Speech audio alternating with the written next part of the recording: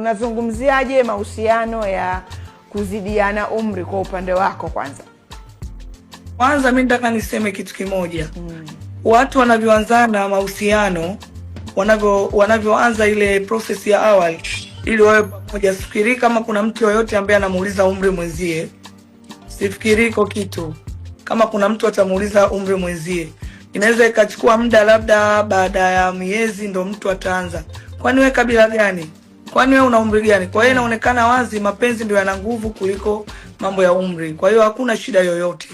Hasa pia kwa upande wetu sisi Waislamu, wewe unajua Mtume wetu Muhammad sallallahu alaihi wasallam alioa mwanamke ambaye amemzidi umri, na ndoa ambayo ilikuwa ni halali kabisa. Kwa hiyo si kitu cha ajabu. Kwa hiyo mapenzi ndio kila kitu.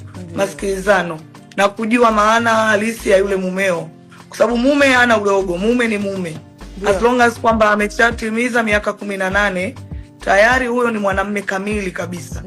Na sisi masomo tuna mafunzo yetu. Mume ana nafasi yake, ajalishi kwa kazi yake, kwa kipato chake, kwa umri wake. Kuna vigezo ambavyo vilisababishwa kwamba huyu ni bora, anatakiwa awe mume. Hatukuambiwa umri kwa kweli. Kwa hiyo inakuwa ni utashi tu wa mtu na mapenzi yake mtu.